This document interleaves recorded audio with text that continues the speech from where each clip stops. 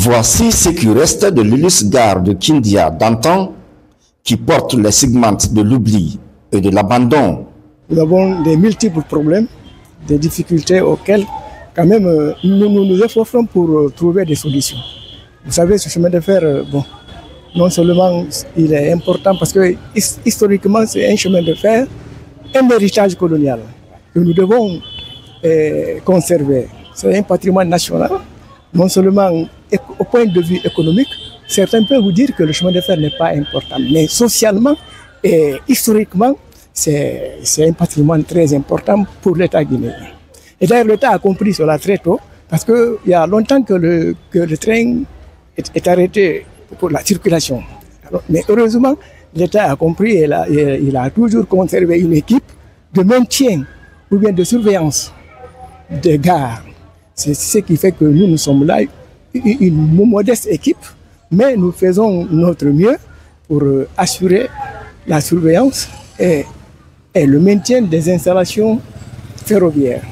Et comme vous le dites, nos difficultés, comme je viens de le dire, sont très multiples. Et non seulement, vous savez, mon collègue vous a parlé des occupations anarchiques. Évidemment, il y a des occupations anarchiques, mais que nous arrivons quand même à gérer. Parce que partout où ça se manifeste, on se rend sur les lieux et on cherche à les ramener à la raison. On leur fait comprendre que les domaines des chemins de fer, c'est des domaines de l'État guinéen. Donc ça c'est pour l'État. C'est des domaines que nous devons conserver tous. Et nous, responsables, et vous, citoyens. Et certains quand même arrivent à nous comprendre, mais d'autres ne comprennent pas. Visiblement, les lieux ont totalement changé de visage. L'espace de transit très dynamique est devenu un lieu d'habitation de fortune et de commerce informel. Nous sommes venus ici, on a trouvé qu'il y avait beaucoup de désordre. Et à notre arrivée, on a fait d'abord aménager des bureaux. Les autorités ont commencé à intervenir pour certains clients comme ça. Et maintenant, on comprend qu'il y a un refus catégorique. Ça fait presque 1 an et quelques comme ça. Nous sommes sur un dossier. Son nombre de centaines jusqu'à 200 et quelques personnes comme ça. On a même interpellé certains au tribunal type de Kindia.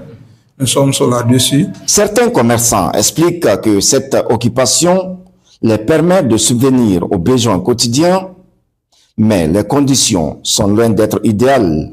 Je paye ici chaque mois, car le train n'y passe plus. Les clients viennent tous les jours. L'endroit que j'occupe actuellement, c'est l'ancien quai. Peut-être un jour, le train reviendra.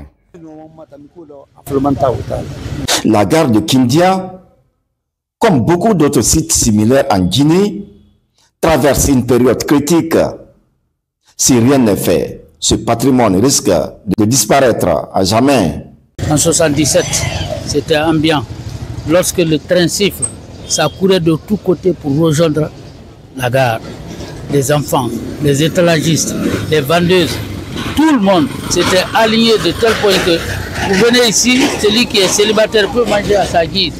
Et il y avait tout. Mais actuellement, on ne compte que sur les ruines. C'est fini, c'est déjà dépassé. En 1977, quand je venais d'arriver ici, c'était beau à voir.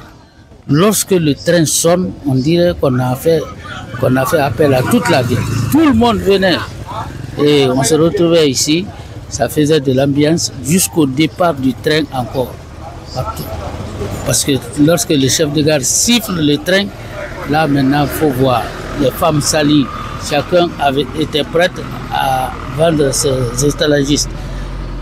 Les voyageurs, tout le monde. Après au coup de train maintenant, ça démarre. Aujourd'hui c'est un triste souvenir, on ne retrouve plus ça. Quand on écoute le coup de sifflet aujourd'hui, c'est peut-être un policier qui prend un malfaiteur. Mais ce n'est plus une locomotive qui passe. Ça, c'est un souvenir vraiment triste aujourd'hui. On vit dans l'aisance, mais on est un peu triste. Ça ne va plus. Le chemin de fer, là, si ça reprenait, ah non, c'était bon. Les autorités locales reconnaissent le problème dont la double solution est de sauver ce qui reste du patrimoine et améliorer les conditions de vie des occupants. Nous, le chemin de fer était le cœur de la Guinée. Ça reliait comme je l'ai tantôt dit, ça reliait toutes les régions de la Guinée. Quand le train arrivait, comme je vous ai tantôt dit, nous les enfants, on attendait ici, on connaissait l'horaire du train qui était à Mamou. À quelle heure il peut quitter la baie, à quelle heure ça peut arriver. Donc on l'attend. Ici c'était bourré. Mais il y avait la discipline, puisque la guérite qui est derrière moi de ce côté, il y avait la garde républicaine là-bas. Je suis témoin d'une chose à la gare. Le train s'est arrêté entre 1981 et 83. Oui.